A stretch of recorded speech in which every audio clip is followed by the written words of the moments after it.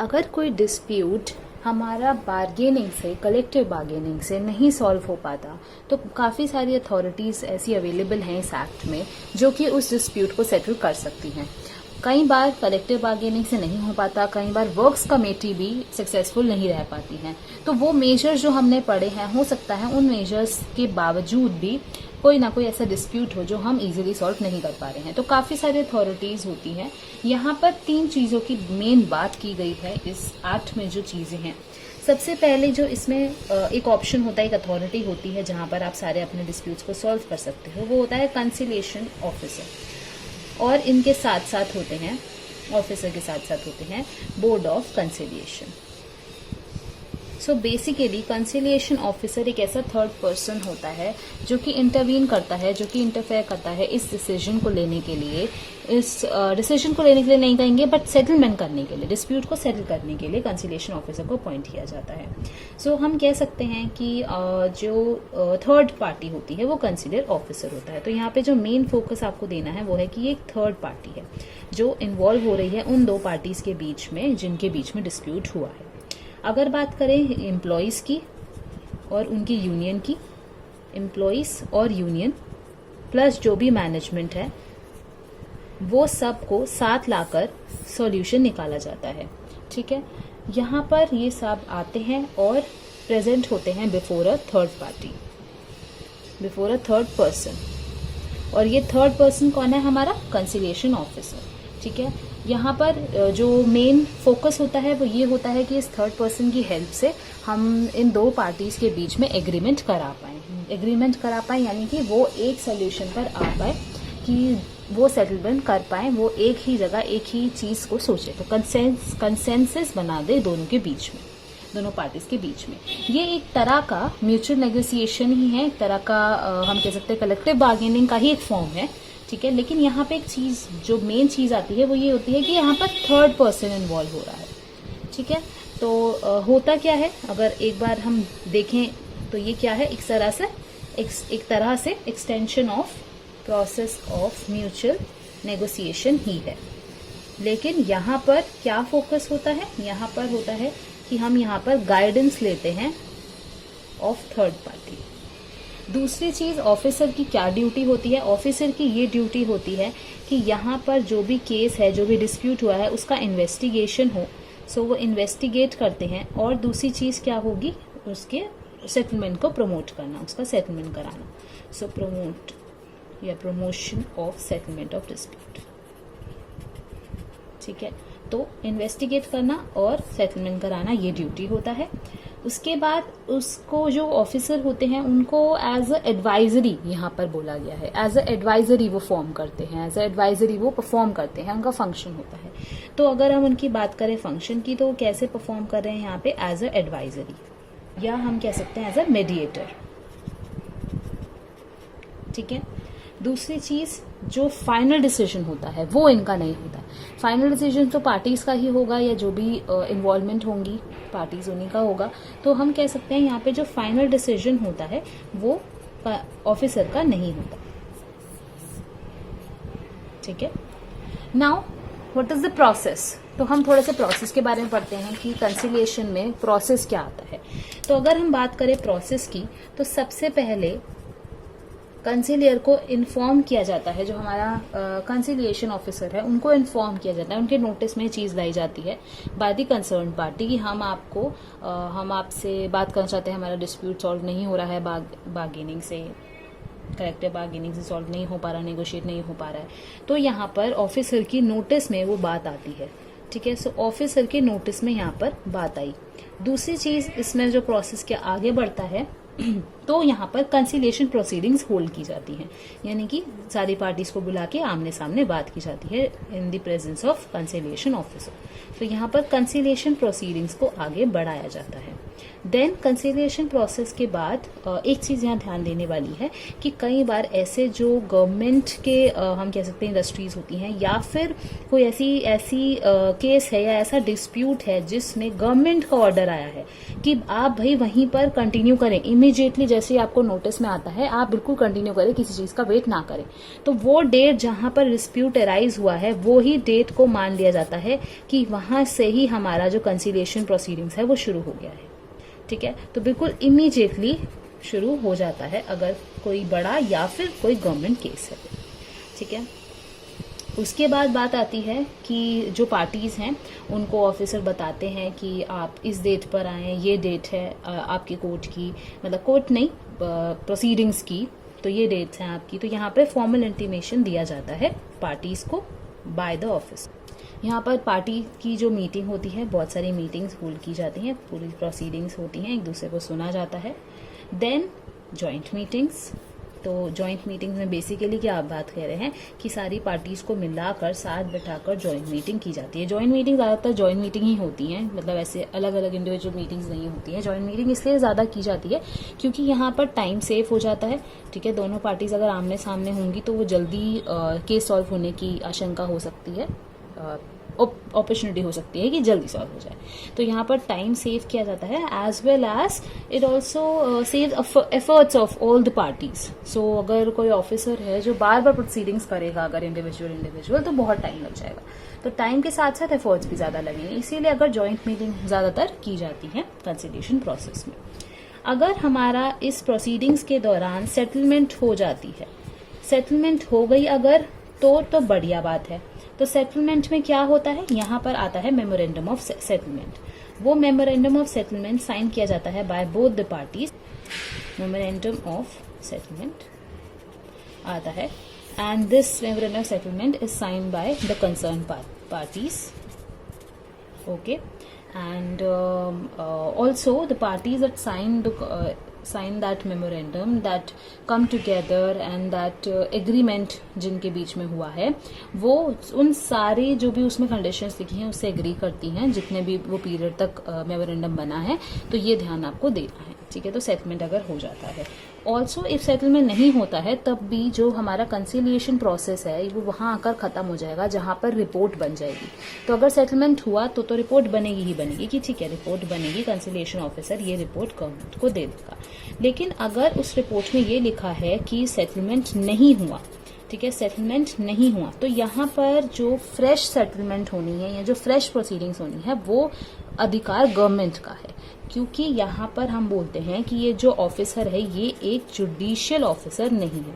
तो हम ये नहीं कह सकते कि ऑफिसर की भाई ड्यूटी है कि भाई अगर जब तक सेटलमेंट नहीं हो रहा वो फ्रेश प्रोसीडिंग्स करता रहे, ऐसा नहीं होता है। अगर सेटलमेंट नहीं हुई है वो रिपोर्ट बना के गवर्नमेंट को दे देगा एंड गवर्नमेंट अपने आप उस चीज से देखेगी। ठीक है, तो अगर सेटलमेंट नहीं हुआ तो भी गवर्नमेंट का डिसीजन होता है। सेटलमेंट हो गया तो ये रिपोर्ट जो कि एक कंसिलिएशन ऑफिसर है हमारा, वो कंसिलिएटर ऑफिसर बनाएगा और वो गवर्नमेंट को सबमिट हो जाएगी। तो ये हमारा फर्स्ट प्रोसेस है, फर्स्ट जो हमारा कंसिलिएशन ऑफिसर है। सेकेंड चीज आप जो पढ़ने वाले हैं वो है आर्बिट्रेशन। आर्बिट्रेशन के में आपने बहुत बार सुना होगा आर्बिट्रेशन, तो चलिए हम आर्बिट्रेशन पढ़ते हैं अब। सो वॉलंटरी आर्बिट्रेशन अब हम पढ़ रहे हैं। वॉलंटरी आर्बिट्रेशन सेकेंड पार्ट है। फर्स्ट था कंसिलिएटर ऑफिसर, सेकेंड है वॉलंटरी आर्बिट्रेशन। आर्बिट्रेशन बहुत ही पुराना प्रोसेस है, बहुत ही पुराना। जो पंचायत होती है विलेज की वो एक्चुअली इसी कंसेप्ट से आई है, जहां पर दो पार्टीज जिनके बीच में कन्फ्लिक्ट हुआ है वो दोनों parties, one and second party, एक थर्ड पर्सन को अपॉइंट करती हैं एज अ आर्बिट्रेटर, और ये दोनों साथ में कहती हैं ठीक है हम इनकी बात सुनेंगे, जो भी ये कहते हैं, जो भी ये सॉल्यूशन देंगे हम उस पर अमल कर सकते हैं। तो आर्बिट्रेशन सबसे पहली बात तो इंडिया में ही एक बहुत पुरानी और एक ओल्ड प्रैक्टिस है, बहुत ज़्यादा यूज़ करी जाती है आर्बिट्रेशन और प्रेफर की जाती है ओवर एनी अदर मेजर और एनी अदर ट्रिब्यूनल। सो आर्बिट्रेशन की जाती है। ऑल्सो यहाँ पर भी जो डिसीजन है वो एक थर्ड पार्टी यानी कि वो आर्बिट्रेटर ले रहा है। ये बात यहाँ पर बहुत इम्पोर्टेंट है कि जो पार्टीज होती हैं वो उस रिटर्न एग्रीमेंट में जो कि वो गवर्नमेंट को सबमिट करेंगी कि हमें आर्बिट्रेशन प्रोसेस से चीज़ों को सॉल्व करना है, उस एग्रीमेंट में, उस डॉक्यूमेंट में वो उस आर्बिट्रेटर का नाम लिखती हैं कि वो उनको एज आर्बिट्रेटर एक्सेप्टेबल हैं दोनों पार्टीज को। ठीक है। आर्बिट्रेटर के पास भी जुडिशियल पावर्स कोई नहीं होती हैं, ये बात आपको याद रखनी है कि यहाँ पर भी जो जुडिशियल पावर्स हैं वो आर्बिट्रेटर के पास नहीं है। ठीक है, जैसे मैंने बोला आर्बिट्रेटर की एक चीज और ध्यान रखनी है कि दोनों पार्टीज जो हैं, पार्टी 1 एंड 2 और एनी अदर पार्टी, जो भी पार्टीज हैं जिनके बीच में डिस्प्यूट्स हुए हैं, उनकी एग्रीमेंट के साथ जो एक्सेप्ट करते हैं वो किसी एक इंसान को एज अ आर्बिट्रेटर। ठीक है, तो ये चीज आपको मेन चीजें ध्यान देनी है। तो यहाँ पर जो आर्बिट्रेटर है उसका रोल क्या होता है? उसका रोल ये होता है कि वो दोनों पार्टीज को सुने, उनके व्यू पॉइंट्स को देखे कि ठीक है पार्टीज क्या कहना चाहती हैं, व्यू पॉइंट्स के साथ साथ उनको डायरेक्ट करे कि उनको क्या करना चाहिए। ठीक है, तो अपनी जजमेंट दे।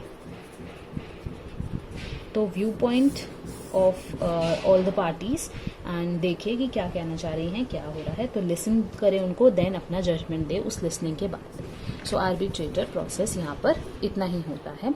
उसके बाद ये इंपॉर्टेंट चीज़ है कि रिपोर्ट, जैसे कंसीलिएशन ऑफिसर अपनी रिपोर्ट देता है, वैसे ही रिपोर्ट या डिसीजन जो भी आर्बिट्रेटर ने लिया है वो गवर्नमेंट को पास ऑन कर देता है और गवर्नमेंट फिर आगे की प्रोसीडिंग्स बता सकती है। तो यहाँ पर ये बात होती है। यहाँ पर जो डिसीजन लिया जाएगा आर्बिट्रेटर के मुताबिक वही जो पार्टीज को एक्सेप्टेबल होना चाहिए। एक्सेप्टेबल होना चाहिए हम कह सकते हैं, वो बाइंड है उस चीज को करने के। जो भी आर्बिट्रेटर कहेगा वो पार्टीज को करना होगा, पार्टीज बाउंड हैं उस डिसीजन के। देन तीसरी चीज जो हम पढ़ने वाले हैं आज और हमारा लास्ट टॉपिक है इस एक्ट का, वो है एजुडिकेशन बाय। तो यहाँ पर थोड़ा लेजिस्लेटिव और लीगल पॉइंट्स पर बात आ रही है। As a labour by labour court, तो यहाँ पे 3 पार्टीज हैं, labour court, industrial tribunal and national tribunal. तो ये तीसरी अथॉरिटी है जो कि डिस्प्यूट्स को सेटल करने के काम आती है। एजुडिक्शन बाय लेबर कोर्ट, तो बेसिकली ये हमारी लीगल अथॉरिटी है जो कि गवर्नमेंट अपॉइंट करती है। सो लीगल अथॉरिटी। देन दूसरी चीज आपको ध्यान रखनी कि ये 3 टायर है। 3 टायर है वो तो आपको पहले से ही पता लग गया। लेबर कोर्ट है, अगर लेबर कोर्ट से सॉल्व नहीं होता तो इंडस्ट्रियल ट्रिब्यूनल, अगर इंडस्ट्रियल डिस्प्यूट से सॉल्व नहीं होता तो नेशनल ट्रिब्यूनल। तो ये देखना चाहिए कि क्या केस है, उस हिसाब से इन तीनों अथॉरिटीज को काम मिलता है। तो 3 टायर की बात कर रहे हैं तो सबसे पहले जो टायर है वो कौन है? हमारा लेबर कोर्ट। तो लेबर कोर्ट के बारे में सबसे पहले हम पढ़ें। सो लेबर कोर्ट में जैसे मैंने बोला गवर्नमेंट अपॉइंट करती है एक लेबर कोर्ट जब भी कोई डिस्प्यूट होता है, अगर पार्टीज एजुडिक्शन या इस थर्ड प्रोसेस से जाना चाहती हैं तो। सो गवर्नमेंट अपॉइंट करता है एक लेबर कोर्ट जो कि किसी भी डिस्प्यूट के लिए स्पेशली बना गया है, स्पेशली फोकस्ड है। तो यहाँ पर लेबर कोर्ट्स की क्या क्या पावर्स होती हैं इसके बारे में थोड़ा सा पढ़ लेते हैं। सो लेबर कोर्ट्स की पावर होती है कि यहाँ पर जो वर्कमैन है जिसको कोई भी प्रॉब्लम हुई है, वो प्रॉब्लम ज़्यादातर ऐसी होती है कि वर्कमैन को निकाल दिया जाता है या फिर एस्टैब्लिशमेंट बंद हो जाती है और उसके पास कोई काम नहीं होता है। तो ये पावर है लेबर कोर्ट्स के पास कि वो उनको रिलीफ प्रोवाइड करेंगे। So grant relief to workman who are wrongfully, ध्यान देंगे wrongfully dismissed, तो गलत तरीके से अगर डिसमिस किए गए हैं तो उनको ग्रांट रिलीफ को देना, ये पावर है लेबर कोर्ट्स की। दूसरी है यहाँ पर जो इलीगैलिटी है वो डिटरमाइन करना। किस चीज की इलीगैलिटी? स्ट्राइक्स की। Determine the illegality strike. तीसरी चीज जो यहाँ पर फोकस की गई है कि यहाँ पर विद इन स्पेसिफाइड टाइम आपको अपनी रिपोर्ट गवर्नमेंट को सबमिट करनी होती है। ठीक है, एप्रोप्रिएट टाइम के अंदर आपको अपनी रिपोर्ट सबमिट करनी होती है गवर्नमेंट को। ठीक है, तो ये चीज थी हमारी लेबर कोर्ट। अब जो हमारी दूसरी चीज आती है वो इंडस्ट्रियल ट्रिब्यूनल। इंडस्ट्रियल ट्रिब्यूनल भी गवर्नमेंट अपॉइंट करती है और अगर कोई ऐसी केस है, ऐसा डिस्प्यूट है जो कि सॉल्व नहीं हो पाया लेबर कोर्ट्स पे, तो इंडस्ट्रियल ट्रिब्यूनल की बारी आती है। यहाँ पर भी गवर्नमेंट ही कॉन्स्टिट्यूट करती है। एक या एक से ज्यादा इंडस्ट्रियल ट्रिब्यूनल्स हो सकते हैं, same as labour courts as well, एक या एक से ज्यादा हो सकते हैं। तो ट्रिब्यूनल जो होता है इंडस्ट्रियल ट्रिब्यूनल, वो कौन कौन से मैटर्स को देखता है उस पर फोकस करते हैं। तो कौन कौन से मैटर्स हैं जो कि ज्यादातर ट्रिब्यूनल में आते हैं, जैसे कि retrenchment of labours. Retrenchment of labour एक मैटर है। दूसरा मैटर है कि अगर कोई कंपनसेंट्री अलाउमेंस देनी हो तो वो उस पर कोई डिस्प्यूट आया हो, वर्क प्लेस पे कोई भी कंपनसेटरी अलाउंस देनी हो। उसके बाद कई मैटर्स ऐसे होते हैं जो कि प्रॉफिट शेयरिंग से रिलेटेड होते हैं। अगर आप प्रॉफिट शेयर नहीं दे रहे हो, तो कोई दिक्कत आ रही है, तो प्रॉफिट शेयरिंग के और कोई भी bonus, so bonus and profit sharing से रिलेटेड मैटर्स भी लिए जाते हैं। उसके बाद वर्क मैनुअल, यानी कि कितने इंसान कितनी देर काम करेगा, कितने आवर्स काम करेगा, वो भी यहाँ पर उस रिलेटेड मैटर्स में अगर कोई ज़्यादा काम करवा रहा है तो यहाँ पर केस चल सकता है। सो आवर्स देते हैं, या फिर जो इंटरवल्स रेस्ट के लिए स्पेसिफाई किए गए हैं वो इंटरवल्स नहीं मिल रहे हो, तो ऐसे कोई मैटर्स पर डिस्प्यूट हो जाता है और उस वजह से हम इंडस्ट्री ट्रिब्यूनल में ये मैटर्स हैंडल किए जाते हैं। उसके बाद there are some also there are other matters as well, like wages से रिलेटेड मैटर्स और प्रोविडेंट फंड से रिलेटेड मैटर्स भी हमारे इंडस्ट्री ट्रिब्यूनल में सॉल्व किए जाते हैं। देन थर्ड जो हम पढ़ रहे हैं और हमारा लास्ट पॉइंट जो हम पढ़ रहे हैं वो है national tribunal. National tribunal basically central government appoint करती है, तो नेशनल ट्रिब्यूनल है, वैसे ही नाम से लग रहा होगा कि कितनी बड़ी रिस्पॉन्सिबिलिटी निभाते होंगे। सो सेंट्रल गवर्नमेंट अपॉइंट करती है नेशनल ट्रिब्यूनल्स को one and the disputes that comes under this. So there are some very big scale of disputes, like let's see what are the disputes or what are the matters that will be dealt into in national tribunal. So there are disputes in national matters. अगर कोई national matters में dispute हो जाता है तो वो matters handle करती हैं। उसके बाद matters, वो वाले matters जो कि एक या एक से ज़्यादा स्टेट को अफेक्ट कर रहा है, जैसे कि एक या एक से ज्यादा की स्टेट्स को अफेक्ट कर रहा है कोई भी ऐसा मैटर, ठीक है। और स्टेट्स को कैसे अफेक्ट करेगा, बेसिकली उस इंडस्ट्री में, सब कुछ इंडस्ट्रियल से रिलेटेड है क्योंकि इंडस्ट्रियल आती है।